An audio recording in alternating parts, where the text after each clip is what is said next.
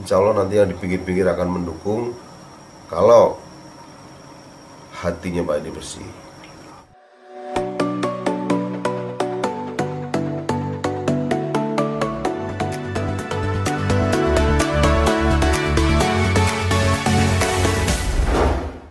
Halo, selamat malam teman-teman.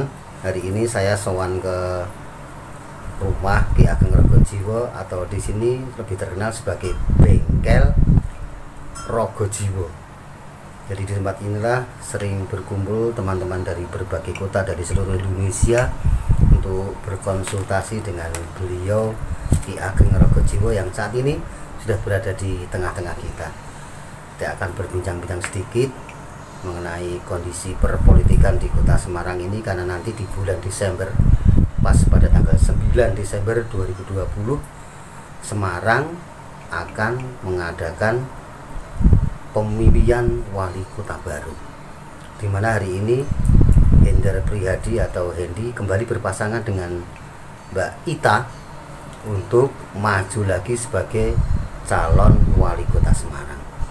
Kita akan bincang-bincang dengan beliau Ki Ageng Rogojiwo tentang pandangannya secara spiritual mengenai bagaimana kondisi Mas Hendi sesungguhnya, bagaimana peluang-peluang beliau untuk bisa maju sebagai calon wali kota baru dan kembali memimpin kota Semarang 5 tahun mendatang.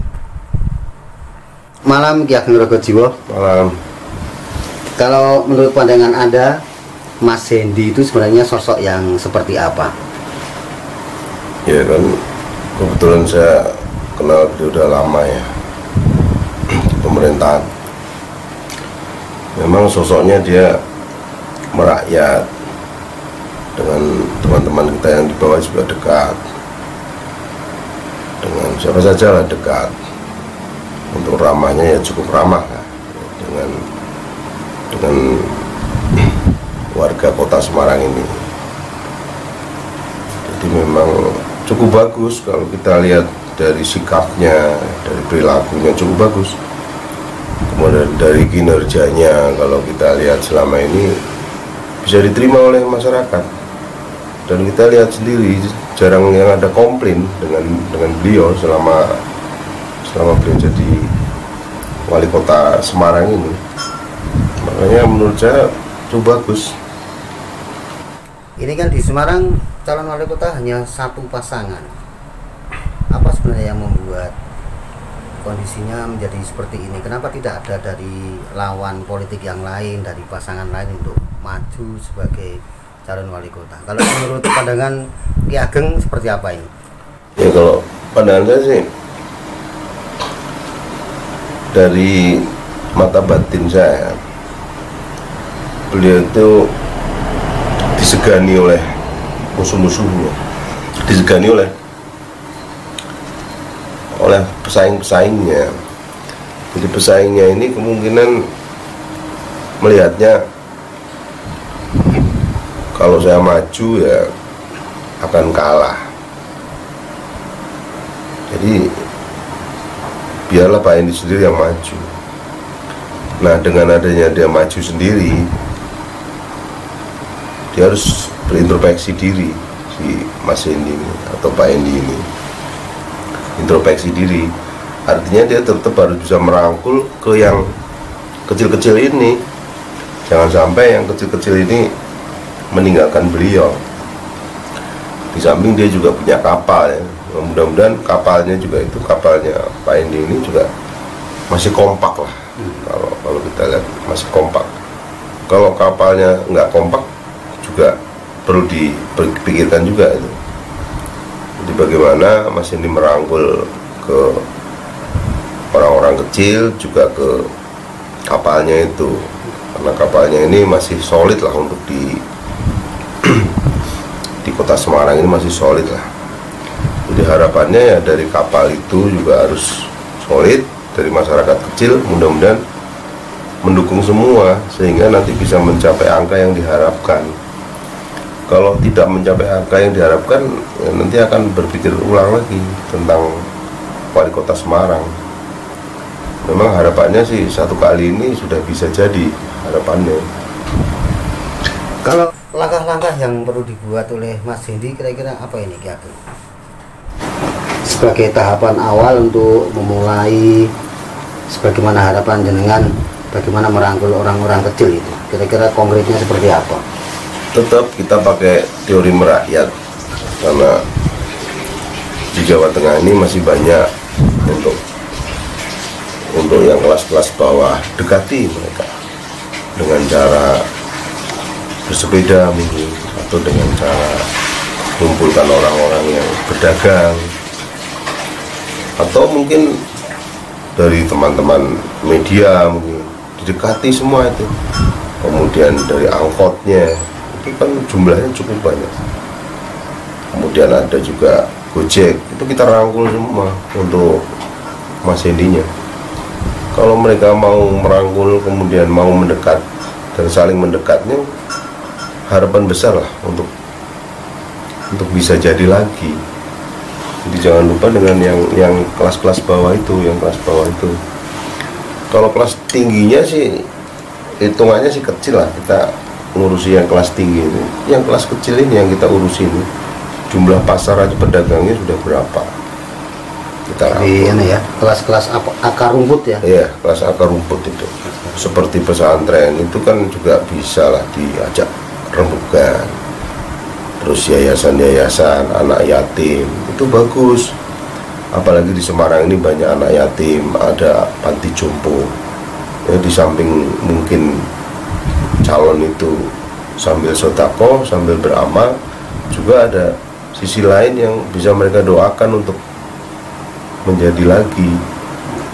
Kan banyak nih di kota Semarang untuk kelompok-kelompok atau yayasan-yayasan yang ngurusi anak yatim, yang ngurusi panti jompo, itu banyak. Nah, nanti dari sana dirangkul semua sehingga dia turut mendoakan.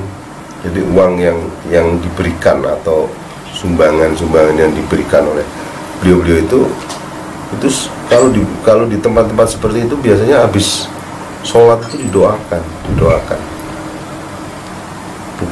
Bukan nilainya ya, tapi ikhlasnya itu dia akan mendoakan. Siapa yang datang itu didoakan.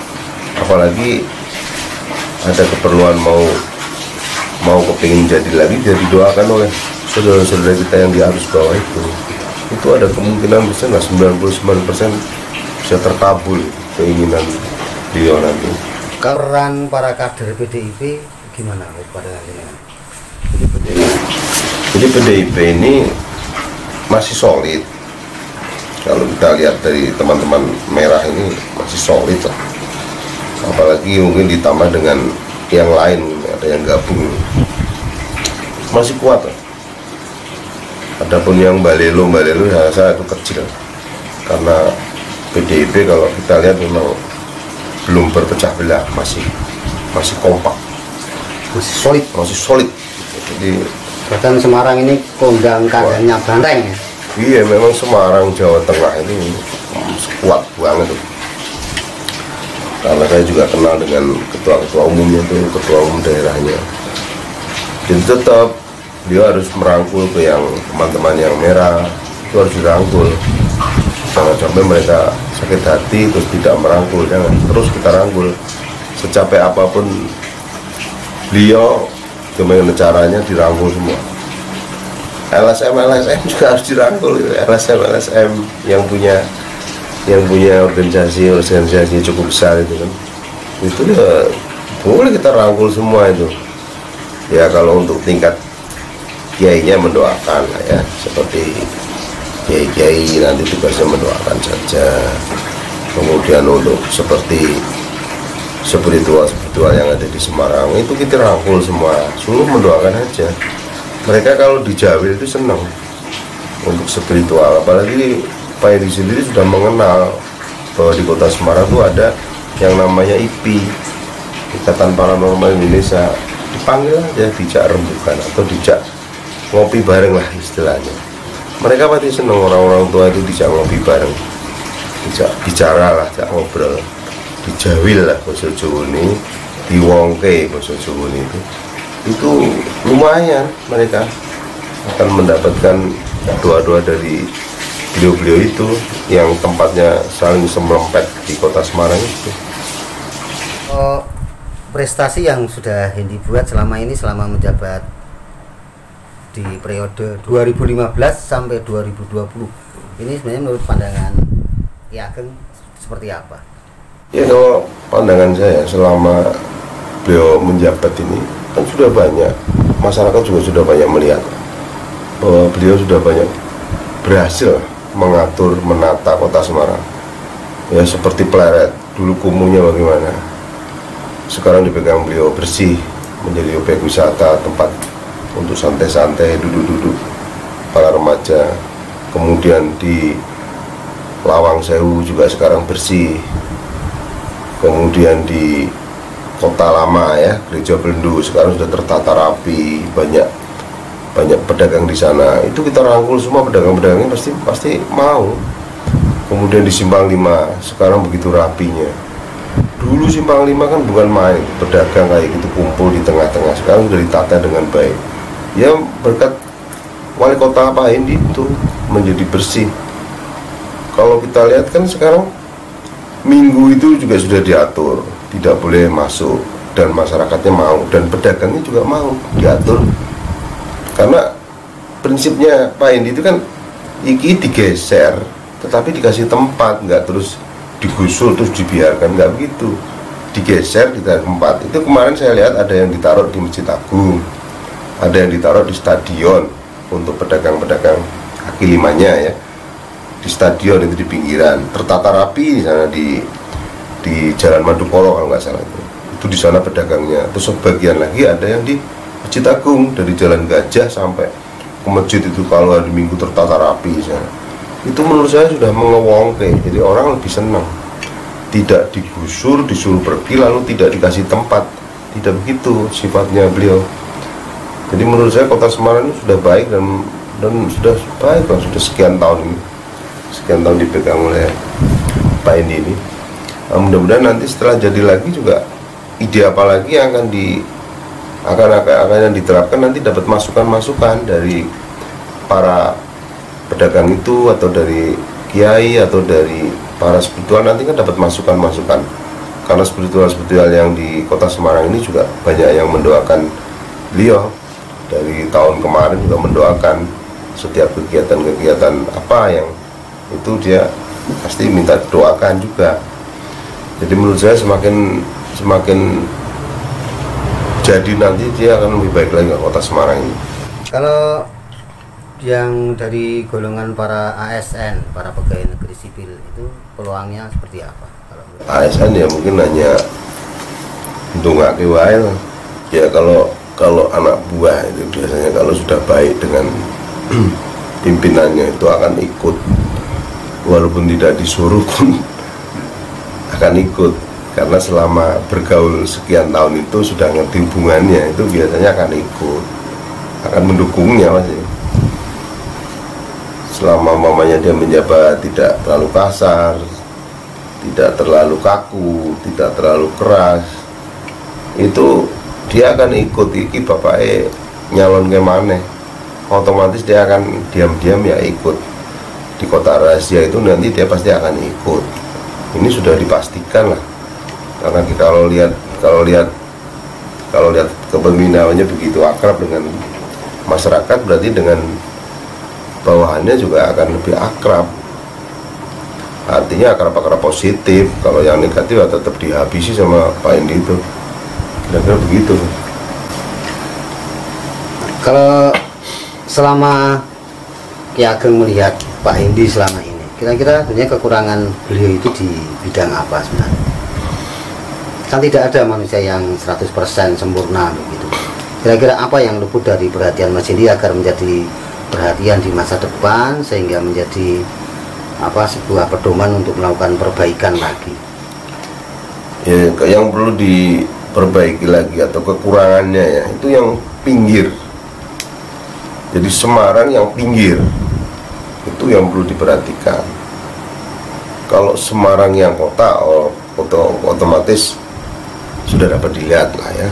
Tapi yang pinggir ini, yang minggir ini yang perlu diperhatikan. Bila perlu mulai sekarang inilah yang pinggir-pinggir itu diperhatikan. Itu masukan dari Pak Lurah sebetulnya diperhatikan juga, karena yang pinggir-pinggir itu masih banyak ini yang perlu dirangkul ini. Istilahnya katakanlah di pojok sana tempat pemulung yang kurang diperhatikan, itu tak perlu, ternyata pemulung jumlahnya ratusan TPA. Silakan nanti kalau mau cek di sana itu banyak pemulung, jumlahnya tuh ratusan. Itu perlu dilihat, artinya diperangkul juga di sana. Kemudian nanti yang di pojok lagi ini, di Klepang juga ada, di Kelipang pojok juga ada pemulung. Itu mungkin kurang perhatian, oke kita rangkul juga di sana. Ini sekedar masukan aja untuk beliaunya kalau mau jalan-jalan sambil kampanye. Ini kan udah boleh kampanye nih, sudah boleh kampanye. Kemudian di Banyumanik juga ada, di pojok sana juga ada itu tempat pemulung, beberapa tempat itu perlu dilihat, dirangkul juga. Kemudian di Pedurungan juga ada ini pemulung, itu juga perlu dilihat pinggir kali itu. Itu kalau mereka dirangkul jumlahnya nggak sedikit, cukup banyak itu. Satu kali jalan kalau pagi kita lihat jumlahnya segitu, sekian orang itu mereka ya kalau dirangkul sangat senang sekali, apalagi diperhatikan gitulah untuk tingkat-tingkat pemulung yang ada di Semarang ini, terutama yang minggir, karena yang di kota kelihatannya sudah rapi, tapi yang di pinggir ini yang perlu. Jadi mudah-mudahan nanti teman-teman timnya beliau ini juga memikirkan yang di pinggir-pinggir ini. Tentunya ada nanti yang ngurusi tim di pinggir itu, baik yang tingkat kecamatan maupun tingkat kelurahan itu ada itu. Mudah-mudahan mereka memikirkan yang pinggir-pinggir itu dan diperhatikan. Kemudian di ACC juga oleh tim suksesnya ini, yang pinggir-pinggir itu diperhatikan supaya lebih mendukungnya, lebih greget, kira-kira seperti itu. Jadi untuk mencapai angka di 70% itu tetap yang pinggir-pinggir itu tolong diperhatikan, terutama tim suksesnya. Syukur-syukur Pak Hendinya juga ikut datang minggir, melihat langsung ke pinggir-pinggir ini supaya mendapat dukungan penuh dari yang di pinggir itu. Maksudnya kan mungkin dari sekian ya, 16 kecamatan kalau nggak salah, itu ada kota Semarang ada 16 kecamatan ya. Syukur-syukur 16 itu keliling kabeh dalam waktu sesingkat-singkatnya ini, dikelilingi semua dan dapat masukan-masukan dari pinggir itu, sehingga mengerti persis apa kebutuhan yang di pinggir ini. Kalau di kota udah nggak ada masalah, semua udah bersih, udah tertata, tapi yang pinggir ini, makanya untuk mencapai angka yang 70% itu yang pinggir-pinggir ini diperhatikan benar ini, supaya tidak kecewa kayak yang dulu-dulu. Jadi dukungannya nanti bisa penuh kalau yang pinggir-pinggir itu diperhatikan. Jadi yang pinggir itu sangat penting, karena kita sudah keliling-keliling juga ini untuk mendapatkan info baik dari Koib maupun dari kenyataan di lapangan. Memang yang pinggir ini masih banyak keluhan. Jadi mudah-mudahan yang keluhan-keluhan yang di pinggir ini nanti dengan adanya kampanye atau pemilu ini bisa dilaksanakan lah, bisa terciprati atau bisa kecipratan pinggir-pinggir ini. Kira-kira seperti itulah. Mudah-mudahan dengan 70% ini tercapai untuk ini. Doa untuk Mas Hendi apa nih dari Ki Ageng nih? Ya kalau saya tetap mendoakan bahwa Pak Hendi akan sehat selalu ya, tetap akan dilindungi Allah Subhanahu wa Ta'ala. Kemudian keluarga ini juga akan dilindungi. Jadi tetap maju, semangat untuk Pak Hendi dan keluarganya. Jadi apapun yang akan terjadi hadapi saja. Semua sudah ada yang mengatur. Tidak usah takut. Tidak usah takut dengan yang namanya kotak kosong. Tidak usah takut dengan yang namanya apalah-apalah di depannya. Tetap maju terus. Ini sudah kepalang maju, sudah terlanjur basah. Insya Allah nanti yang di pinggir-pinggir akan mendukung kalau hatinya Pak Hendi bersih.